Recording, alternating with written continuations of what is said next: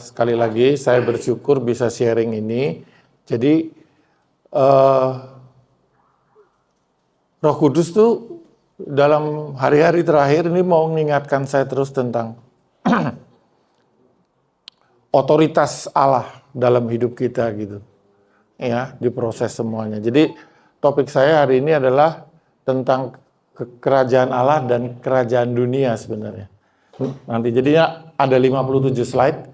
Jadi nanti kalau mau materinya tinggal minta sama Elsa saja.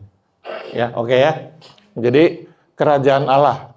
Jadi ini sebenarnya yang Tuhan Yesus lakukan selama dia di dunia. Dia sangat bahkan mayoritas memberitakan Injil kerajaan Allah. Bahkan Yesus tuh untuk menerangkan kerajaan Allah saja itu harus lebih dari satu perumpamaan kan. Kerajaan Allah seperti ini, seperti itu, seperti ini. Nah, hari ini coba kita renungkan dan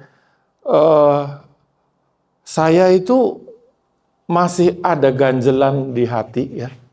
Kalau Yesus itu dulu bisa menyembuhkan orang dengan enak aja gitu ya, langsung jadi nggak pakai ribet gitu. Kok saya belum bisa gitu? Belum bisa seperti itu. Padahal di sekeliling saya itu orang sakit semua tuh. Apalagi sekarang ya, banyak teman-teman yang kena cancer lah ini. Minggu lalu saya waktu hari Kamis, hari libur saya nengokin teman saya di Bogor kena cancer. Makannya harus macam-macam gitu. Waduh, saya sedih. Ya, kita cuma berdoa, minta pertolongan Tuhan.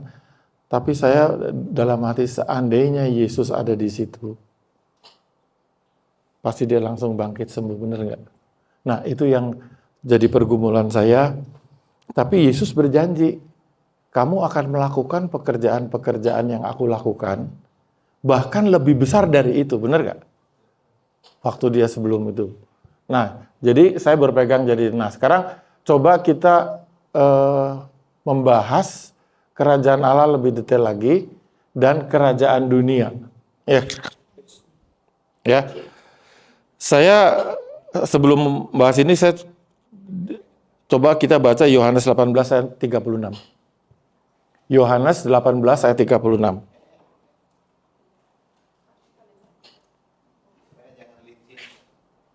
Enggak apa-apa. Enggak apa-apa. Oke. Thank you. Jawab Yesus, kerajaanku bukan dari dunia ini.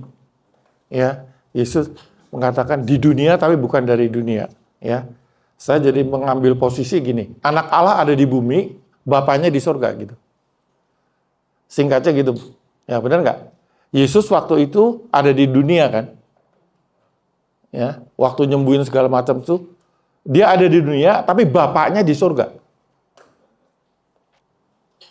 Benar. Nah, kita pun harus begitu. Ya. Kerajaanku bukan dari dunia ini, jika kerajaanku dari dunia ini, pasti hamba-hambaku telah melawan, supaya aku jangan diserahkan kepada orang Yahudi. Ya. Akan tetapi kerajaanku bukan dari dunia ini. Ya, dia ngomong kepada Pilatus nih. Waktu ditahan. Oke. Jadi kerajaan Allah itu sekarang banyak aspeknya, ya. Oh ya, ini kan bedah buku ya. Saya mendapat diberkati dari buku Kingdom of God, Preston Abbey. Itu hamba Tuhan yang pelayanannya 100% menulis. Dia tidak khotbah, diundang khotbah ditolak, pasti ditolak. Karena Tuhan panggil dia 100% untuk nulis. Sejak tahun 72, sebelumnya dia pendeta gitu. Punya jemaat. Tapi satu saat Roh Kudus panggil, kamu nulis. Dan 2 tahun yang lalu barusan meninggal. Umur 93. Ya. Oke, dia dari Amerika. Oke. Jadi suatu wilayah di mana Allah menjalankan pemerintahan sebagai raja. Itu dulu.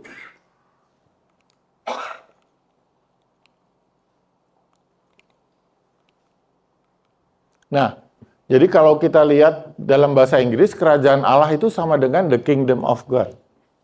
Ya, kingdom itu singkatan sebenarnya dari king dominion.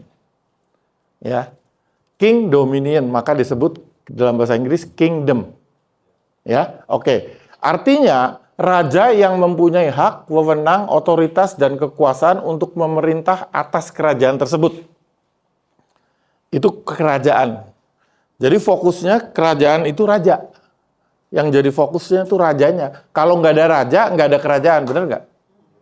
Nah, oke. Singkat saja. Kalau kita lihat pemerintahan dalam kerajaan, baik pemerintahan yang zaman dulu, yang raja-raja, atau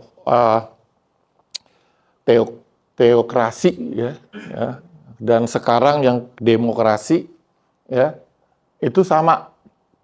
Terdiri dari 4 unsur ini. Satu, yang paling penting harus ada rajanya. Benar nggak? Atau ratu. Di Inggris ada ratu. Di Eropa. Terus ada rakyatnya. Ada warga negaranya. Benar? Ya, makanya kita juga di dalam kita ini warga negara kerajaan surga loh. Benar nggak? Nah, sekarang kita dalam hidup di bumi ini sebagai anak Allah, Bapa kita di surga, ya, itu memakai identitas apa dalam menjalankan ini? Pakai paspor dunia atau pakai paspor kerajaan surga gitu kan? Karena warga negara itu kan menyangkut identitas. Ya, KTP-nya, paspornya, dan sebagainya. Terus ada wilayah atau teritori. Ya. Terus yang keempat ada hukum-hukum, undang-undang, konstitusi yang mengatur semuanya itu, benar nggak? Nah, itu 4 elemen dalam kerajaan. Ya, dulu zamannya Yesus itu kan rajanya Herodes. Ya, yang menjadi hukum itu sabdanya Herodes, benar nggak? Ketika dia memerintahkan bunuh anak-anak di bawah 2 tahun waktu Yesus lahir kan, karena dia merasa terancam ada seorang raja mau lahir. Ya, langsung dipatuhi oleh bawahannya. Itu dianggap undang-undang. Sampai segitunya gitu. Nah, apalagi nanti kerajaan Allah ya. Nah, yang saya mau tekankan di sini adalah, coba Pak Hens baca Lukas 17 ayat 20. Ini saya pakai yang bahasa Inggris. Lukas 17 ayat 20. Lukas 17 ayat 20, dan bukan untuk mereka ini saja aku berdoa, tetapi juga untuk orang-orang yang percaya kepadaku oleh pemerintahan mereka. Lukas. Saya baca. Ya, maaf. Tidak apa-apa. Ya. Lukas pasal 17 ayat 20 ya.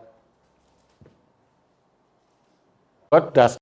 Ya, karena orang-orang ngomong, oh lihat nih, kerajaan Allah ada di sini, ada di situ, pokoknya di luar dirinya. Yesus ini masalah teritori nih.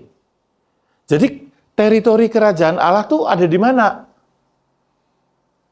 Seluruh bumi, di seluruh planet bumi, dan di seluruh alam semesta, jagat raya, atau di mana?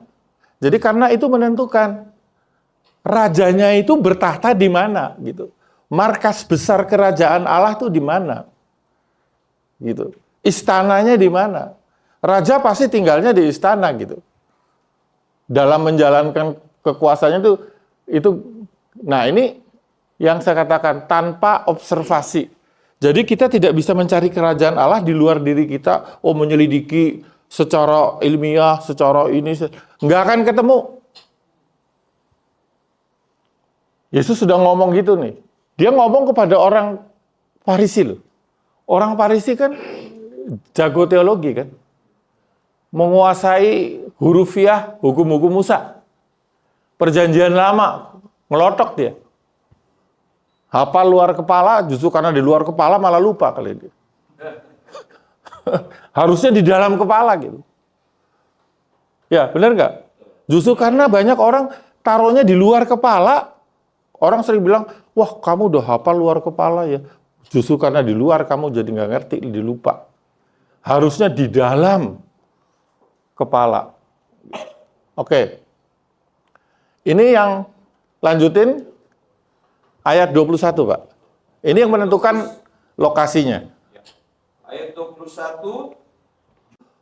Ada di dalam diri kita. Itu artinya di dalam Kristus. Tugas kita itu apa? Mengekspresikan apa yang Tuhan sudah letakkan. Rajanya ada di dalam. Berarti kekuasaannya ada di dalam. Gitu. Benar? Nah, kekuasaannya tinggal diekspresikan. Itu dulu. Coba kita lihat Yohanes 5 ayat 19. Ini teladan Yesus dalam mengekspresikan kerajaan Allah yang ada di dalam dirinya, di mana Bapaknya itu sebagai raja. Coba Pak. Yohanes 5:19. Ayat 19, maka Yesus menjawab mereka, katanya, aku berkata kepadamu, sesungguhnya anak tidak dapat mengerjakan sesuatu dari dirinya sendiri, jikalau tidak ia melihat Bapa mengerjakannya. Sebab apa yang dikerjakan Bapa, itu juga yang dikerjakan anak. Nah, prinsip. Jadi kalau kita mengaku sebagai anak Allah, kita harus sadar bahwa ada kuasa di dalam diri kita. Nah, kalau orang dunia punya kuasa, dia akan petantang-petenteng, benar nggak? Nih, gue berkuasa. Lihat aja, orang yang punya kekuasaan secara politik. Kan sombongnya minta ampun tuh. Ya kan? Menyalahgunakan kuasa. Tapi justru kerajaan Allah terbalik. Kalau orang itu sadar, punya kuasa dalam kerajaan Allah, dia akan rendah hati. Contohnya Yesus, yang walaupun dalam rupa Allah, tidak menganggap kesetaraannya itu sebagai milik yang harus dipertahankan. Itu ada di Filipi. Ya, tapi dia malah merendahkan diri sebagai hamba. Sebagai manusia dia turun. Itu ciri-ciri orang yang punya kuasa dalam kerajaan Allah. Sama seperti Yesus. Jadi saya nggak percaya kalau ada hamba Tuhan yang khotbah tentang kerajaan Allah, wah, hidungnya petantang-petenteng, arogan, apa gitu. Justru dia harus makin rendah, makin humble. Ya, karena apa? Ya Yohanes 5:19 itu. Anak tidak bisa mengerjakan apa-apa kecuali Bapa gitu loh. Itu yang dipraktekkan oleh Yesus selama dia melayani. Makanya ini ya, jadi dari tempat yang maha tinggi, nah sekarang saya mulai kerajaan bumi, kerajaan dunia. Nah, sekarang waktu di zaman Yesus itu cuma dikatakan kerajaan dunia ya, dunia natural ya. Dunia ya planet bumi lah gitu. Nah, zaman sekarang ada dunia cyber. Ya, aktivitas manusia sekarang lebih besar di dunia cyber daripada dunia digital, daripada dunia fisik ya. Kemarin saya dengar laporan bahwa generasi Z itu sudah malas jadi petani. Ini satu krisis. Nanti yang mau nanam padi, nanam jagung, nanam bercocok tanam siapa? Ya. Menurut statistik, para petani yang ada di ladang-ladang itu sekarang, itu usianya udah di atas 50 tahun, Pak. Jadi regenerasi itu.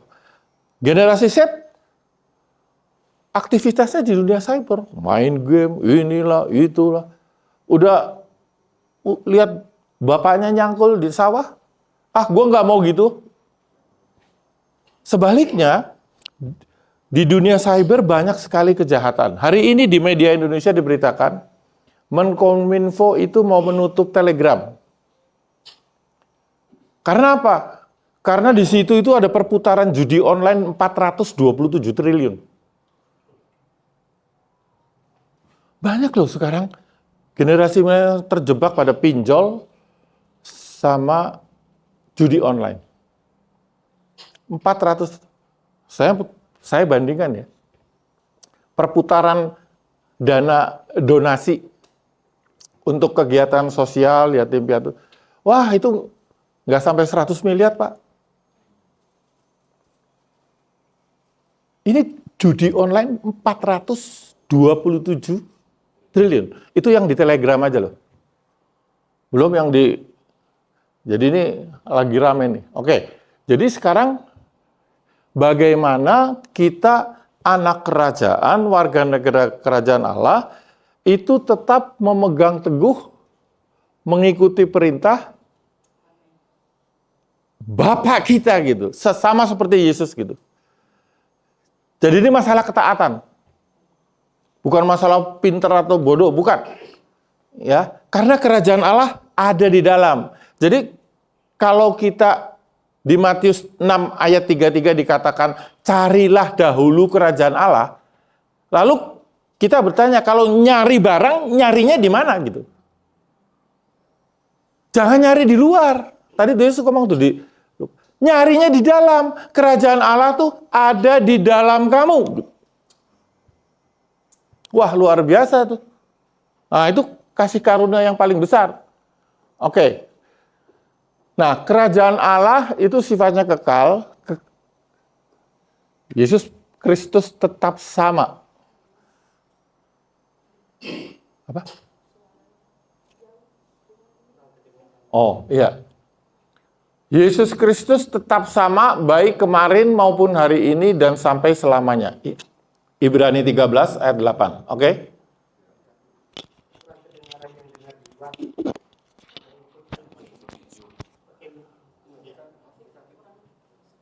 Oh, begini. Ini kan? Dekat kan? Udah cukup. Oke. Jadi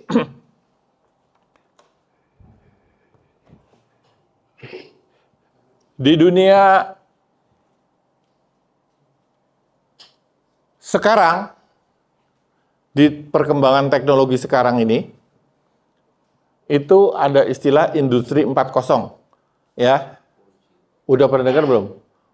Bukan 4G, Pak. Ini perkembangan 4.0 nanti saya menjelaskan. Terus society-nya, masyarakat. Jadi perkembangan teknologi itu mempengaruhi dua hal penting. Satu, industri. Dua, masyarakat. Ya. Nah, sekarang saya kembali lagi ke Yesus dari tempat yang maha tinggi itu. Jesus now. Istilahnya Jesus zaman now. Ya, Jesus zaman now. Apa yang Yesus lakukan sekarang? Sebenarnya saya tanya, Tuhan Yesus sekarang sih lagi ngapain aja sih gitu? Gitu loh. Kok kayaknya kalau kita lagi menderita Tuhan tuh jauh, doa kita belum dijawab. Kayaknya Tuhan kemana gitu. Pernah ngerasain gitu nggak? Ketika doa kita belum dijawab gitu. Ya, doa berkali-kali nggak ada juntrungannya gitu. Saya pernah mengalami itu, Pak, dan sering bahkan gitu. Ya.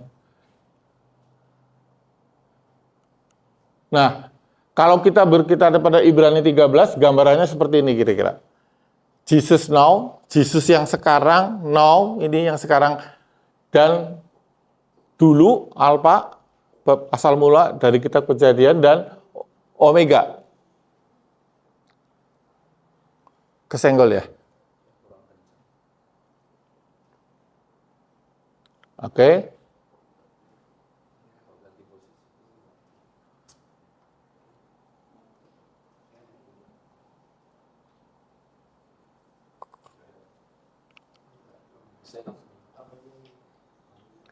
Nah, saya coba mengklasifikasi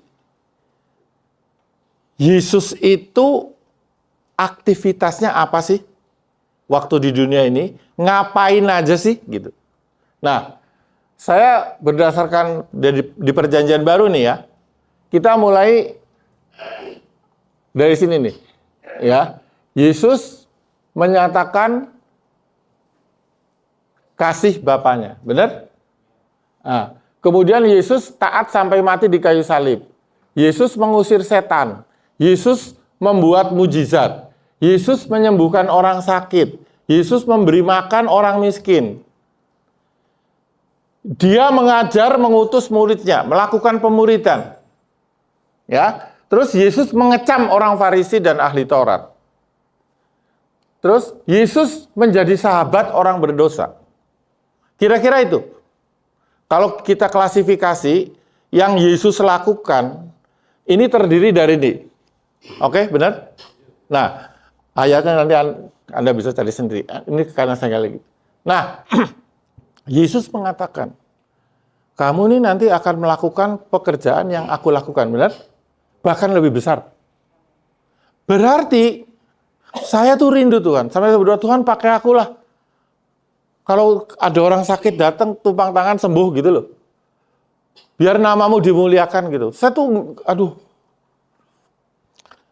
banyak orang Kristen, anak-anak Tuhan, mendahulukan, memprioritaskan pengobatan-pengobatan. Jadi kalau ada orang kena kanker nih, wah langsung didiagnosa. Pikirannya yang bekerja lebih dulu gitu. Saya bukan anti medis loh, bukan. Ya. Saya cukup membayangkan satu muridnya Yesus itu dokter loh. Lukas, tabib. Yang profesinya waktu itu dia sebagai tabib, benar? Nah, ketika Lukas menyaksikan Yesus demikian mudahnya menyembuhkan orang tanpa ribet ya. Yesus kalau menyembuhkan orang kan nggak pakai ribet. Pak Hen, tolong diet dulu dong supaya kolesterolnya turun. Nanti kalau kolesterolnya turun pasti sembuh deh, gitu. Yesus melakukan gitu nggak? Nggak, karena dia punya kuasa. Itu bedanya. Jadi kalau orang nggak punya kuasa, itu cenderung muter-muter. Ya, saya respect banget sama dokter. Bukan karena dunia medis sekarang dengan dunia dulu tuh beda. Tapi saya merindukan ini loh. Saya ingin dipakai Tuhan dengan kekuasaan yang Tuhan berikan kepada saya sebagai anak-anak kerajaan. Saya bisa ekspresikan. Salah satu bentuknya adalah ini. Menyembuhkan orang sakit. Dan yang lain-lain lah. Mungkin semuanya ini tidak dilakukan oleh satu orang. Saya yakin ini semua ini manifestasi dari tubuh Kristus. Ya, karena yang ada di dunia ini sekarang tubuhnya Kristus. Kepalanya ada di surga. Duduk di sebelah kanan Allah Bapa berkuasa, dia mengatur semuanya itu. Tubuhnya, kalau dulu anak Allah yang tunggal ada di dunia, Bapaknya di surga, sekarang Bapa telah menyerahkan kekuasaan kepada anaknya itu kan ya, sebagai kepala, tubuh Kristusnya yang ada di bumi sekarang. Itu. Jadi kita harus melakukan sama seperti Yesus dalam bentuk, ini, ketaatan tuh loh. Mana tadi? Taat nih, sampai mati di kayu salib. Taat dia. Karena dia hanya menjalankan perintah-perintah Allah. Oke. Terus, nah sekarang saya mau koneksikan karena kita ada di bumi, karena kita ada di dunia, maka saya harus bahas ini juga. Tapi ingat, kekuasaan kita tetap dari Bapa yang ada di dalam. Ya, jadi 4 unsur itu betapa hebatnya. Karena kita bait Allah juga kan. Roh yang di dalam kita kan lebih besar dari roh yang ada di dunia, benar? Nah, oke. Industri 4.0 itu, kalau ada 4.0 pasti ada 1.0. Nah, memang sekarang cara mengidentifikasikan industri 4.0 itu dimulai pada abad ke-18.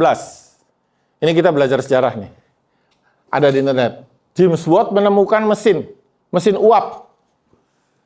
Ya, ketika mesin uap ditemukan, itu disebut era industri 1.0. Ini terus 2.0, abad 19. Ya. Ini ditandai dengan listrik. Ya, zamannya Yesus tuh belum ada listrik loh. Hah? Ini abad 19, listrik baru ditemukan. Ya, terus industri 3.0, revolusi industri. Ya, ada mesin industri, ya. Otomatisasi industri. Ya. Nah, sekarang 4.0. Cepat-cepatan aja. Jadi industri ini dimulai abad ke-21. Sekarang ini. Di mana internet core-nya, tulang punggung. Ya, banyak orang sekarang bertuhankan Google dibandingkan minta hikmat Roh Kudus, benar nggak? Dikit-dikit tanya Google, boleh aja nggak apa-apa.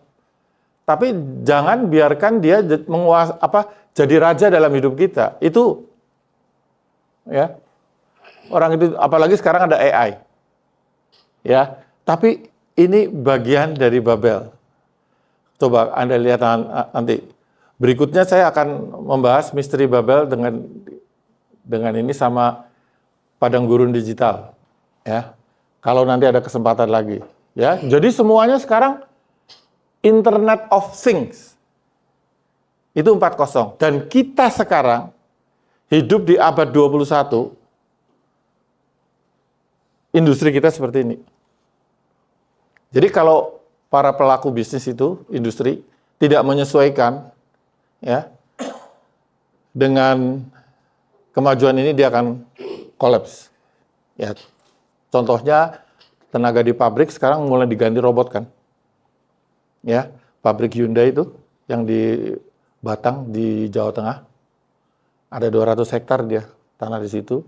Itu mulai pakai robot dalam merakit mobil. Tenaga manusianya dikit sekali.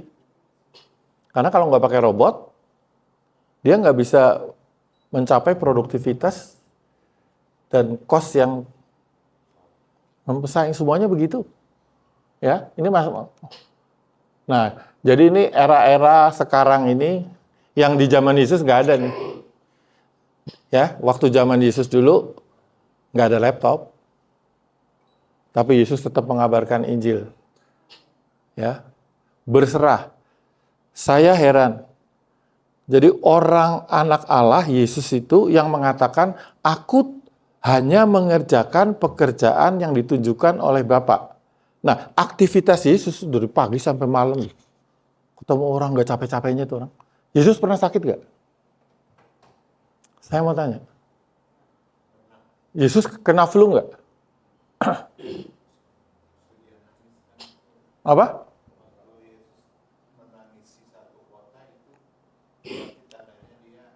Ya, artinya bukan kena flu, kena cancer, kena itu bukan sakit fisik. Kenapa? Karena dalam kerajaan Allah sesungguhnya penyakit nggak ada. Itu aja. Ya, jadi kenapa Yesus dengan mudahnya menyembuhkan orang sakit? Salah satu yang saya dapatkan, karena di dalam kerajaan Allah tidak ada penyakit apapun. Pegang ini. Yang penyakit itu hanya ada di alam natural, di dunia, di bumi gitu loh. Segala macam penyakit ada di situ gitu. Tapi di kerajaan Allah tidak ada.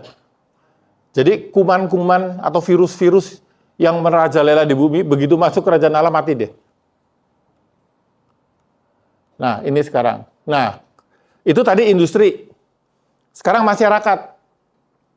Masyarakatnya sudah 5.0. Ya, ini untuk mempermudah pakai angka aja. Nah, 5.0 itu adalah, kita kenal ya, istilah smart city. Ya, jadi mobil tanpa supir. Terus, ya sekarang ini kan udah mulai pembayaran pakai QRIS, itu masih primitif. Nanti ada yang lebih canggih lagi. Ya, sensornya ada di mata kita. Klik, nggak bayar. Waduh. Ya kan? Nah, jadi kalau masyarakat atau society 5.0 sekarang ini sedang menuju ke sana, maka pasti ada 1.0-nya ada, sama seperti industri. Jadi 1.0 ini masyarakat yang masih kanibal berburu lah, ya. Nah, terus masyarakat 2.0 pertanian, ya. 3.0 industri, 4.0 masyarakat informasi. Nah, new society. Kita sedang menuju ke sana. Jadi jangan heran nanti kalau ibadah mungkin 80% online nanti. Karena sudah pakai virtual reality. Ya. Nah, bilangan center, Anda kenal bilangan center nggak? Satu yayasan di bawah Pak Handi Irawan, itu dia memonitor.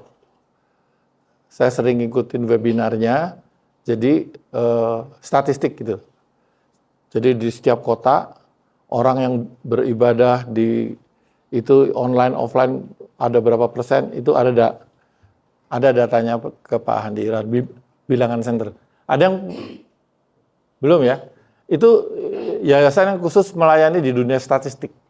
Pak Handi Irawan teman saya tuh. Karena memang dia konsultan marketing. Dulu anaknya Pak Hermawan Kartajaya. Nah, jadi kalau kita lihat gambaran secara visual, Society 1.0 ini kira-kira gambarannya seperti ini. Masih primitif lah. Ya. Kemudian 2.0 udah mulai bercocok tanam. Kemudian 3.0 udah ada pabrik, industri, ada mesin gitu loh ya. Kemudian 4.0 udah otomatisasi. Ya, semua udah pakai internet, informasi dan sebagainya. Dan ini nanti di dunia finansial juga sama seperti ini. Nah, jadi kalau kita gambarkan 1.0, 2.0, 3.0, 4.0 seperti ini. Ya, gambaran daripada ilustrasi orangnya. Nah, 5.0. Apa sih 5.0 itu? Gitu. Nah, yang mencetuskan konsep Society 5.0 dan sekarang sedang dipraktekkan atau sedang dibangun di Jepang. Ya, di Jepang ini. Makanya ya, Yuko Harayama, Society 5.0 adalah masyarakat informasi yang dibangun di atas Society 4.0 yang bertujuan untuk mewujudkan masyarakat makmur yang berpusat pada manusia, bukan Tuhan. Ini kerajaan dunia. Ya. Saya tuh sampai sekarang nggak ngerti ya, apa sebabnya misionaris zaman dulu itu jarang yang ke Jepang. 1-2 aja mungkin. Ya. Yang ke Cina banyak, Hudson Taylor, ya. Itu tokohnya ya, sampai dia memuridkan Watchmeni dan sebagainya. Ya, ke Cina banyak. Ya. Ke Cina banyak. Ke daerah-daerah lain, India segala macam, murid-muridnya Tuhan Yesus juga kan menyebar kemana-mana, ya. Tapi ke Jepang sedikit. Tapi kalau kita lihat kehidupan masyarakat Jepang, itu bagus loh, tertib. Jadi kalau ada handphone hilang, ketinggalan di mana gitu, pasti nggak hilang, ditemuin. Jadi helpful, masyarakatnya membantu. Jadi soal perbuatan baik Jepang nomor 1 lah, ya, makmur. Tapi dia nggak menyinggung-nyinggung Tuhan, ya itu. Jadi society kota pintar. Nah, kalau kita hidup di masyarakat society, emang secara manusia makmur nih. Sudah semuanya serba ada. Kita masih rajin berdoa nggak?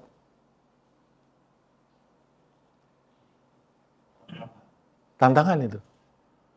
Semuanya udah ada, makan cukup, duit cukup, saldo cukup, mau kemana juga bisa, mau plesir, mau kemana, udah nggak usah bergumul. Ngapain saya berdoa? Ya, itu ekses saja gitu. Nah, sekarang berapa menit lagi nih? Setengah jam lagi ya, masih cukup. Nah, sekarang ya, oke. Saya cuma mau kata kelihatannya demikian hebat ya. Wah, canggih segala macam. Tetapi sesungguhnya di mata Tuhan itu rapuh sekali. Sama seperti Babel. Di Kejadian 11 dikatakan masyarakat itu membangun menara. Puncaknya sampai ke langit.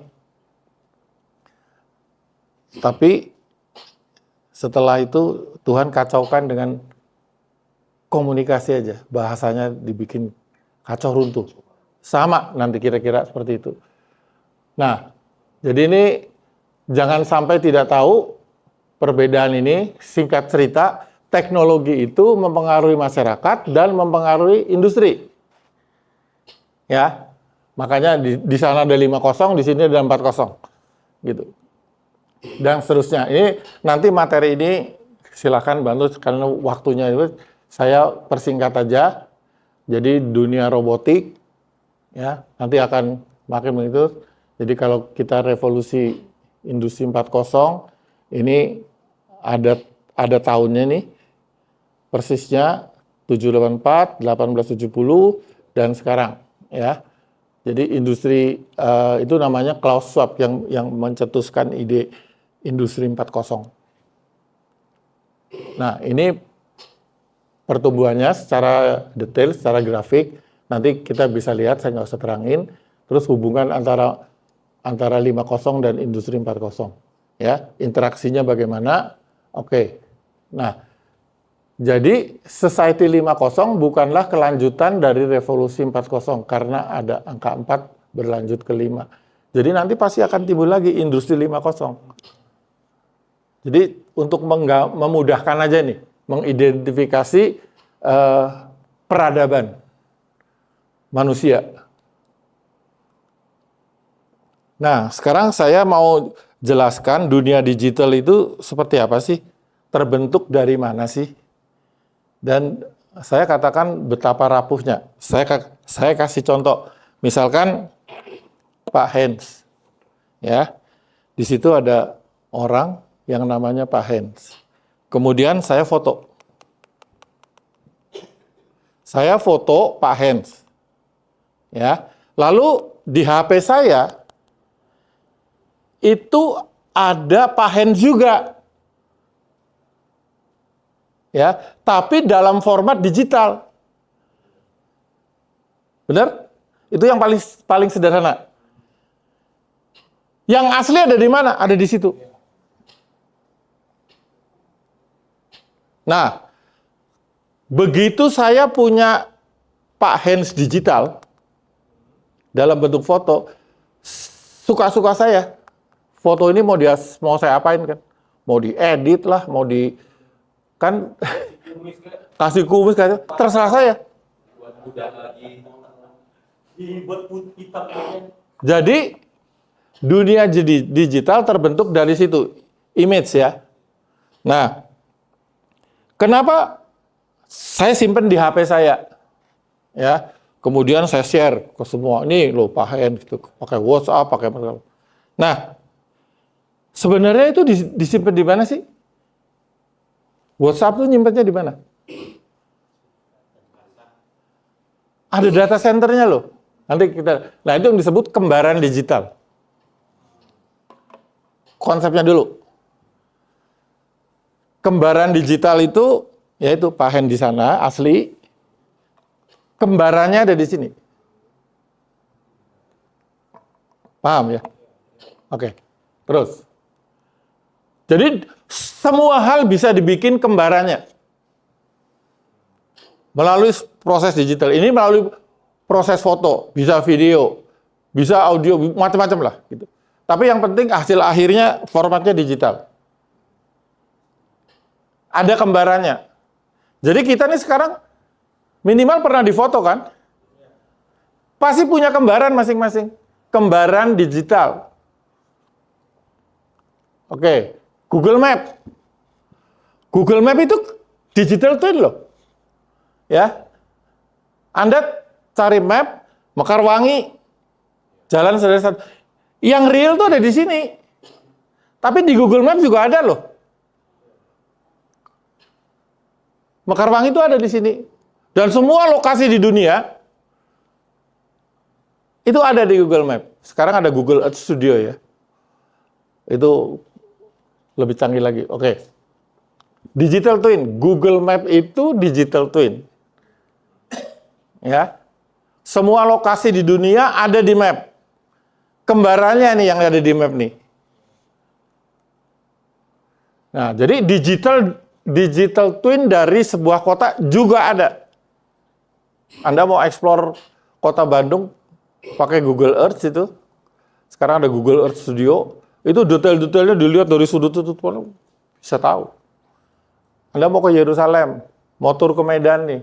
Sebelum berangkat pakai Google Studio. Ya, dilihat 3 dimensi loh. Mau dilihat dari atas, dari bawah, gedungnya yang mana yang mau lengkap sekali. Nah, itu digital twin dari kota yang bersangkutan. Setiap kota di dunia itu ada, desa bahkan.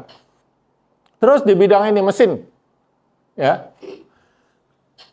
Ini tahun lalu ini teman saya, temannya Ciayan juga itu mengalami lumpuh karena syaraf tulang belakangnya cacat atau karena jatuh di Pasar Kosambi.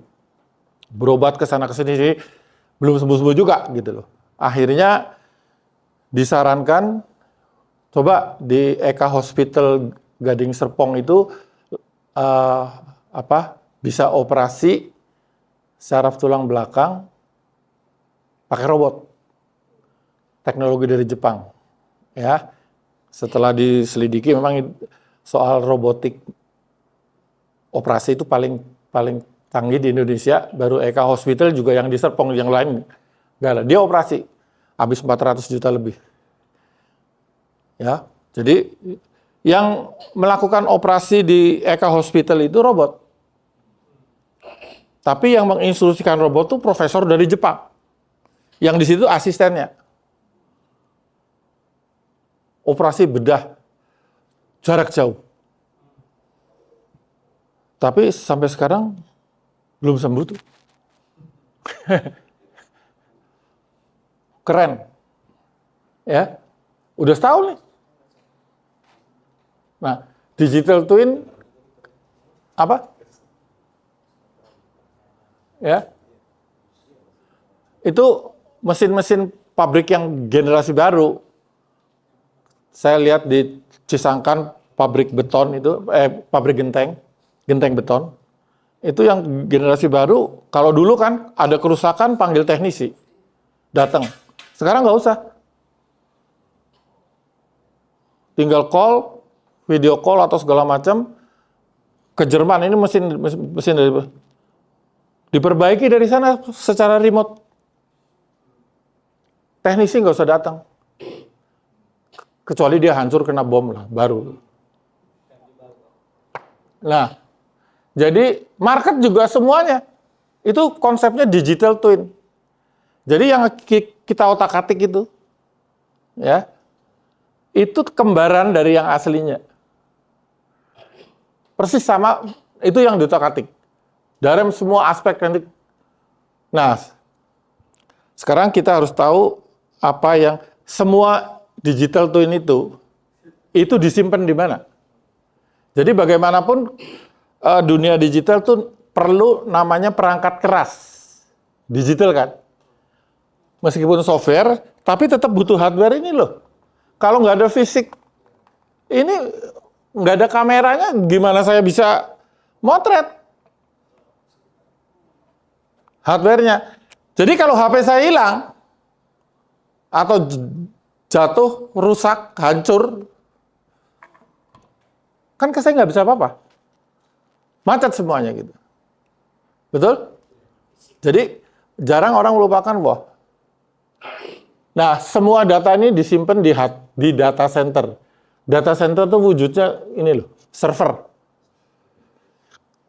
Komputer jadi ya. Itu Google itu sehari harus nambah kira-kira 100.000 server untuk menampung bisnisnya.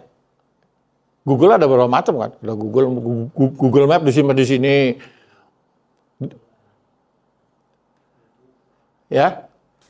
Nah, ini beberapa komponennya secara teknis, ya, server.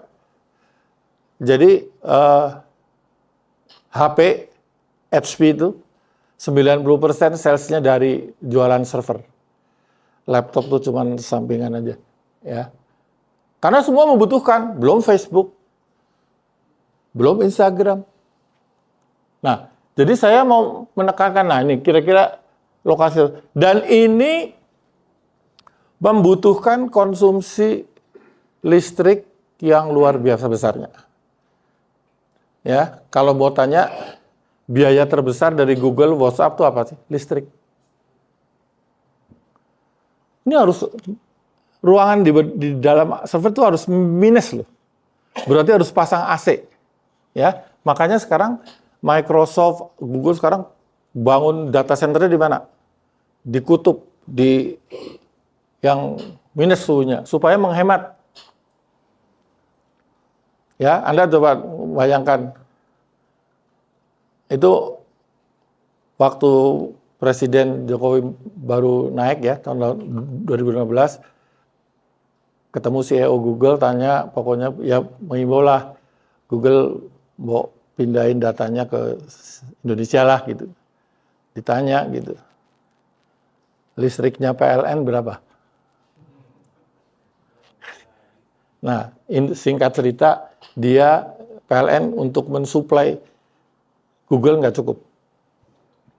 Ya, hah? Nggak cukup.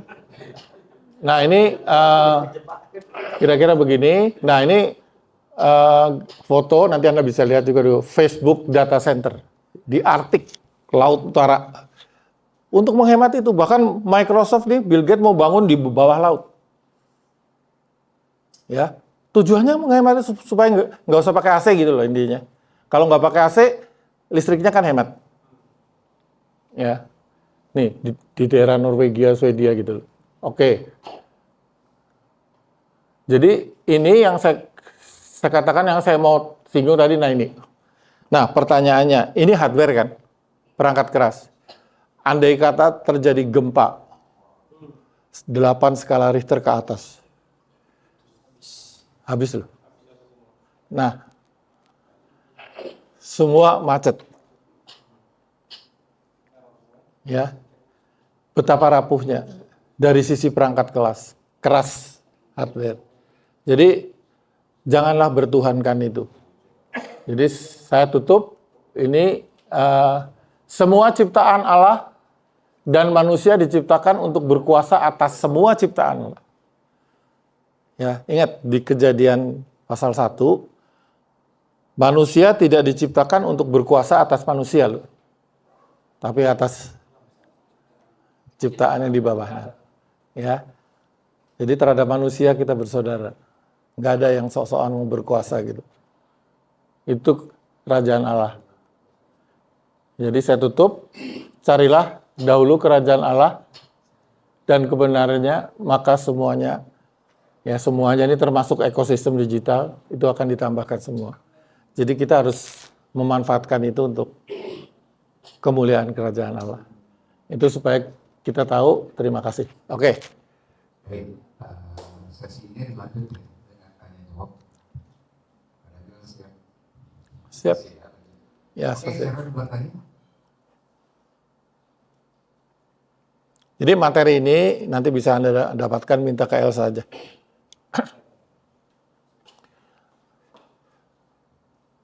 Terima kasih Pak Daniel atas penyampaian tentang kerajaan Allah dan hubungannya teknologi, industri, serta sosial. Sangat membangun dan juga membuka pemikiran yang bangga Tuhan, terlebih membuat kami akhirnya harus juga mengupgrade kemampuan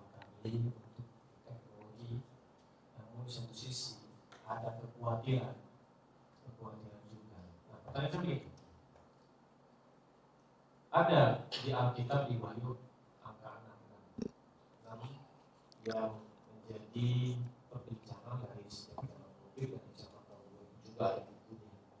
Tapi bahkan peristiwa COVID itu juga nanti menjadi seperti awal adanya 6 munculnya. Pertanyaan saya, apakah 6 itu sudah ada sekarang atau belum, Pak? Melihat industri ini, Society 5.0,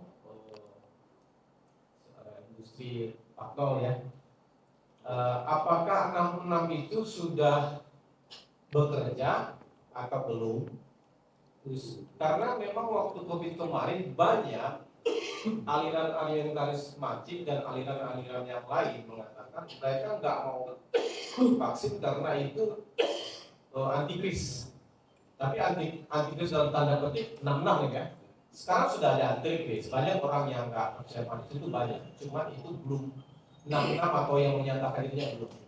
Pertanyaan saya, karena Bapak mengikuti perkembangan ini, apakah 66 sudah bergerak nggak di dalam sekarang? Iya. Terima kasih. Terima kasih, Pak.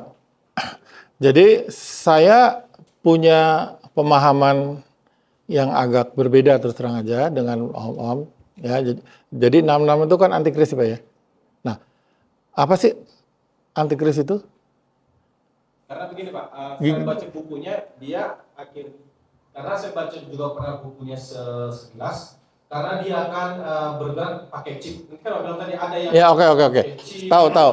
Jadi manifestasinya macam-macam. Ya. Pertanyaannya sudah ada sekarang atau dari dulu? Dari dulu, Pak. Ya. Makanya sebenarnya antikristus itu kan yang berlawanan dengan Kristus kan. Dari istilah, bukan menunjuk pada hanya satu pribadi, Hitler atau siapa gitu kan. Kan bukan hanya itu bisa jadi. Nah, ini memang dalam dunia eskatologi ini satu perdebatan. Tapi setelah saya belajar kerajaan Allah, itu kerajaan Allah di tengah Kristus sebagai raja. Ya. Nah, kalau yang yang berlawanan dengan Kristus ya anti Kristus, itu dari segi kata aja. Jadi di dalam diri saya itu ada antikris loh. Berarti ada Pak ya? Sudah ada? Iya, di tiap-tiap orang. Pertanyaan kedua Pak. Orang hidup dalam kedagingan, hawa nafsu, menyembah berhala, itu antikris yang berlawanan kan. Saya sih simpel aja, kalau anti, ya itu artinya yang berlawanan. Jadi yang ke kiri ini ke kanan tuh anti. Timbul pertanyaannya Pak begini, kalau memang 66 itu atau simbol dari antikris sudah ada di dunia teknologi, sehingga ada orang bertanya, loh kalau kita berarti memakai teknologi dosa dong, karena sudah ada antikris itu. Masalahnya bukan dosa atau enggak, Pak. Ya, saya katakan tadi, makanya kalau kita hidup dalam kerajaan Allah, itu yang memerintah apa sih? Damai sejahtera, Pak. Saya pengalaman pribadi soal COVID kemarin ini, saya sesungguhnya malas suruh vaksin. Cuman kalau ke mall ditanya vaksin apa gitu, repot gitu aja. Terus mau pergi, ya mertua saya meninggal di Parakan. Aduh, ini harus naik kereta diminta. Jadi karena kerepotan, bukan karena takut. Saya puji Tuhan ya, sakit berat sampai dirawat di rumah sakit. Seumur hidup itu baru 1 kali. Itu tahun 81, itu pun karena jatuh dari motor di Wastu Kencana tuh. Hanya itu. Sampai sekarang tidak pernah. Ya paling-paling sakit flu, mencret, diare gitulah. Ya. Ya, saya bukan menyombongkan, tapi saya memang nggak tahu kenapa ya. Saya nggak pernah takut sama penyakit, terus terang aja. Ya, karena saya menganggap bahwa selama Tuhan ada di kita, Tuhan sebagai Raja seperti kata dia, penyakit nggak ada di situ gitu. Sama seperti, ya ini mungkin agak ekstrim ya. Coba Anda renungkan, itu saya pribadi loh ya. Bukan memaksakan doktrin harus begini, enggak. Saya nggak pernah ngajak-ngajak orang untuk seperti saya, enggak. Ya, saya cuma kalau diminta kesaksian. Ya, saya tuh waktu pandemi ya, itu saya yang paling bandel loh. Nggak pernah mentaati prokes gitu. Ke rumah sakit, nengokin orang sakit, nggak pernah pakai masker. Itu yang paling minim kan pakai masker kan. Saya pakai masker tuh hanya karena peraturan gitu loh.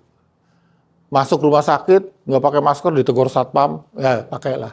Begitu satpamnya nggak ada, saya copot lagi. Ditegur lagi pakai. Jadi cuma masker dikantongin. Sampai sepertinya itu. Ya, saya dicek, penasaran orang, kamu kok nggak kena COVID gitu. Padahal saya nggak disiplin amat, bahkan cenderung ngawur gitulah. Ya, kumpul-kumpul apa udah nggak peduli saya. Saya apa tuh imunitas ya angkanya 90 lebih loh. Saya juga nggak tahu bisa begitu. Kenapa? Itu anugerah Tuhan aja lah. Ya. Nah itu, jadi kalau boleh dibilang selama saya hidup, itu pengeluaran paling besar, paling kecil, paling minim saya gitu. Itu untuk beli obat dan kesehatan. Nggak pernah. Istri saya juga nggak pernah masuk rumah sakit. Ya, sekali-kalinya itu, waktu itu saya masih pacaran, naik motor, jatuh di Wastu Kencana, masuk dibawa ke Advent semalam, gegar otak ringan, udah. Ya, jadi puji Tuhan saya menjalani sesuai dengan iman saya, Pak. Jadi manifestasi antikris tadi dikatakan 666 itu disesuaikan dengan zamannya Yesus udah ada antikris belum? Ada. Yang tingkah lakunya, tabiatnya berlawanan dengan Kristus kan banyak. Ya kan? Orang yang boro-boro mengikuti Kristus. Ya, percaya aja misalkan. Orang Farisi aja lah. Dia percaya nggak bahwa Yesus itu Mesias yang dijanjikan di kitab Yesaya? Nggak percaya kan? Karena dia mencarinya raja itu yang akan membebaskan dia dari kerajaan Romawi dan seterusnya. Itu jawaban saya, Pak. Jadi sesuai dengan zaman manifestasinya macam-macam. Sekarang dunia digital dia juga ada di situ. Namanya juga kerajaan dunia. Ya kan? Waktu Yesus dicobai di padang gurun, setelah berpuasa itu kan, salah satu cobaan yang kedua apa? Kalau kamu menyembah aku akan berikan seluruh kerajaan dunia. Maksudnya begini, Pak. Maksudnya begini.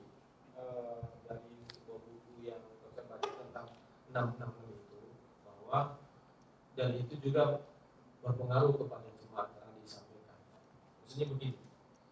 Karena antikris ini ketika dia menguasai industri, akhirnya kita dipengaruhi untuk tidak mengambil itu, karena kalau kita terlibat membeli atau mengambil itu berarti kita sudah menjadi pengikut dia. Oh, enggak, Pak. Jadi sama seperti uang. Kita perlu uang kan? Mamon yang tidak dibolehkan itu kita menyembah, mencintai, mentuhankan mamon kan? Nah, sekarang uang bentuknya bukan kertas lagi. Uang digital. Masa kita nggak boleh pakai uang digital itu? Ya, saldo kita kan ada di servernya BCA, Mandiri dan sebagainya, betul kan? Tapi kalau kita membutuhkan, kita bisa tarik secara digital juga.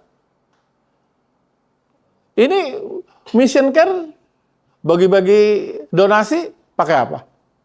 Pakai digital kan? Masa nggak boleh? Ya boleh. Yang tidak boleh itu bertuhankan. Ya. Intinya itu aja, Pak. Jangan lalu ketakutan dengan, nggak usah. Itu instrumen hamba kita.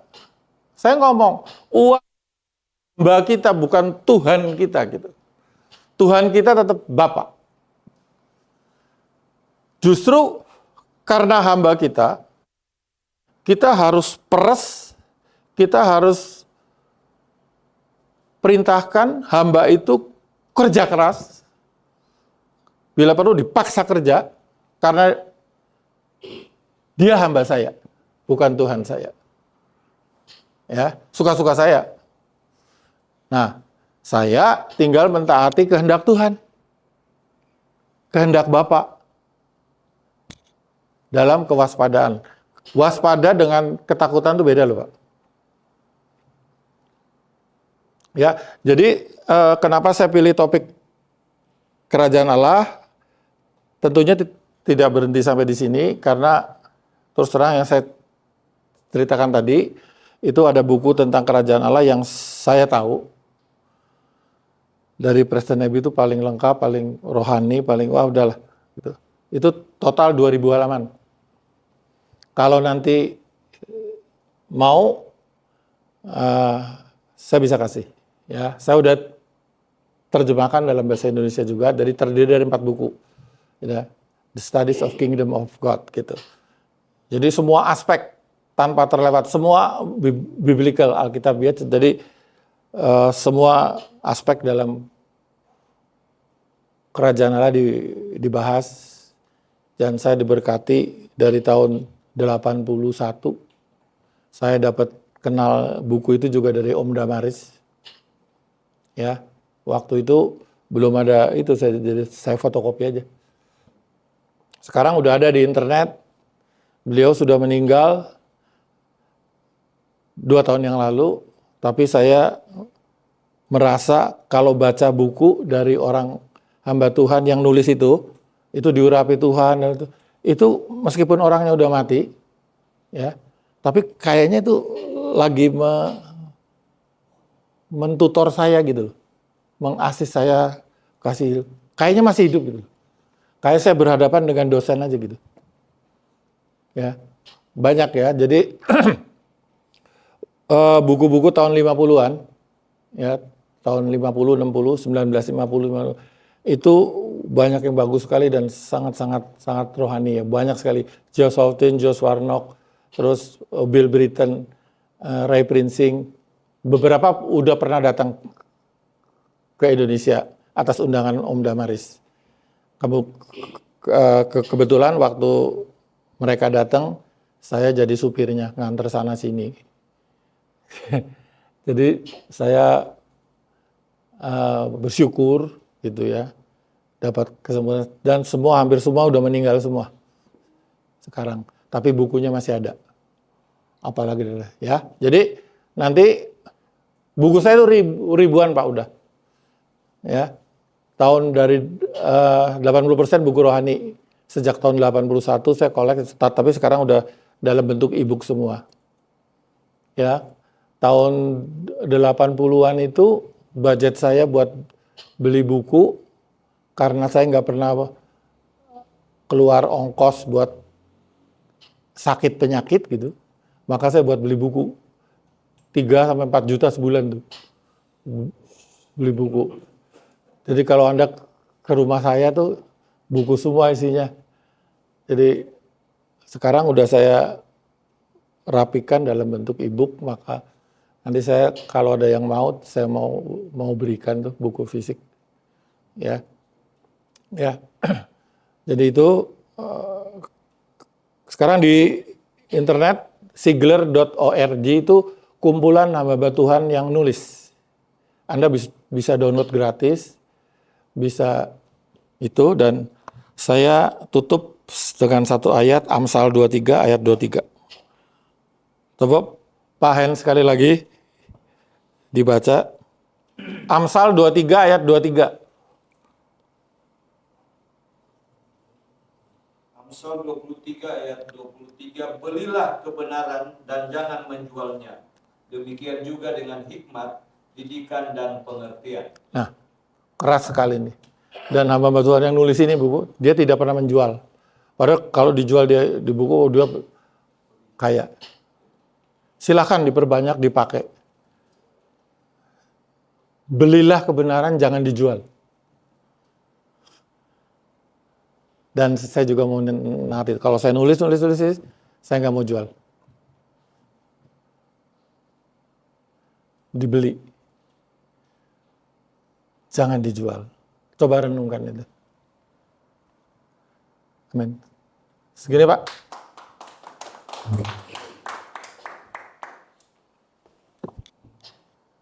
Sesuai dengan pembicaraan kita Pak, ini apakah ini masih ada sambungan?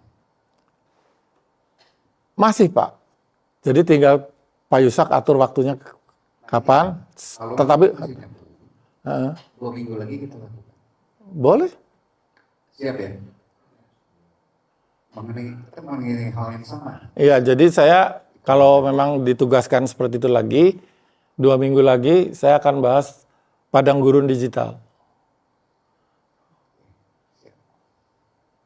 Ya, Pak Yunus. Saya ingin mengklarifikasi, bisa Pak? Oh silakan Pak, itu kan saya hanya share bukan mau doktrin. Pertama, apa betul Andi Irawan itu anaknya Pak Hermawan? Bukan anak Pak, Enggak tadi Bapak bilang. bukan, sorry, karyawan. Nah, makanya karena Iya. kita punya jejak digital ini. Iya, karyawan. Kita ini ya, Dulu waktu Mac Plus berdiri, sudah diklarifikasi. anak buah maksud saya. Ya, tadi Bapak bilang anak, makanya diklarifikasi supaya Ya mungkin kecepatan. Anak buah, sekarang dia mimpin bilangan center. Ya, itu yang benar ya, bukan anak. bukan anak buah. Yang kedua, tadi Oh. Bapak bilang ada buku yang 2000 halaman, Ya, yang Bapak bilang tadi The Kingdom of Heaven. saya terjemahkan. Betul Bapak ingat? Ya, udah. Karena udah dari tahun 81, Pak. Pak Daniel yang menerjemahkan. Nah, saya memanfaatkan Google Translate dan Microsoft Word, kemudian saya edit, jadi ada istilah rohani khususnya yang tidak sesuai. Nah, itu yang saya lakukan, Pak. Jadi mau aslinya bisa, mau yang sudah diterjemahkan juga bisa. Terus yang terakhir, antikris itu 66 atau 666? Lambangnya 666. Jadi tadi kita menyebutkan 66. Ya, yang penting tahulah. Klarifikasi ya, bahwa 666 lah. 666. Ya, Bukan 666. Ya. Nah, di dalam bukunya Preston Abbey juga dibahas tentang the real Antichrist gitu loh. Terima kasih Pak Yunus. Baik, jadi hari ini karena waktu juga ya yang memaksa kita untuk berhenti. Ya. Mungkin ada beberapa pertanyaan bisa disimpan untuk 2 minggu lagi. Nah, kita akan tutup. Saya minta Pak Yunus menutup.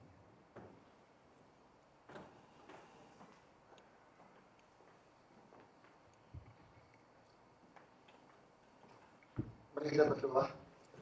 Kami bersyukur Tuhan buat acara hari ini, baik doa yang